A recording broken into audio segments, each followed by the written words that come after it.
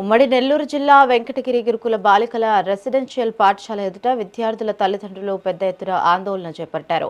పిల్లలను పలకరించేందుకు వచ్చే తల్లిదండ్రుల వివరాలు నోట్ చేసుకుని వారి పిల్లలను గదుల్లో బంధించి కొడుతున్నారని, అసభ్య పదజాలంతో తిడుతూ వేధిస్తున్నారని తల్లిదండ్రులు ఆరోపించారు.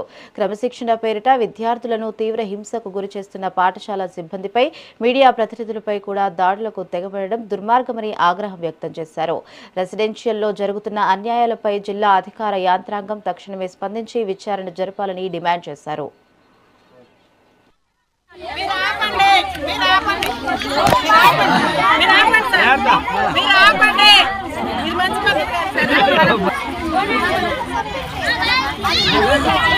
మేడం కర్రతో కెమెరా కొడుతున్నారండి, మీరు కర్రతో కెమెరాని కొడుతున్నారండి, ఫోన్ కొడుతున్నారండి.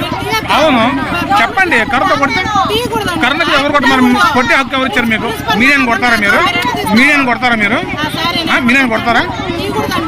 ఎట్ట కొడతారు మీరు? చెప్పండి ఓపిక్గా, మీడియాగా చెప్పండి. కర్రతో ఎందుకు కొట్టేది?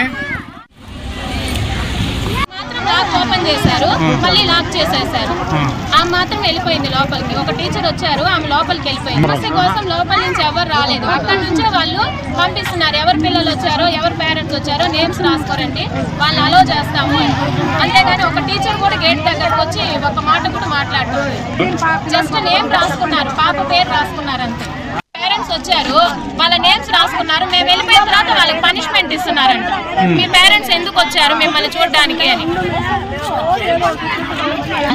పనిష్మెంట్ ఏదో అన్నా చిమ్మించడము, కొట్టడము, పిల్లల చేత చిమ్మించడము అలాంటివి చేస్తున్నారంట.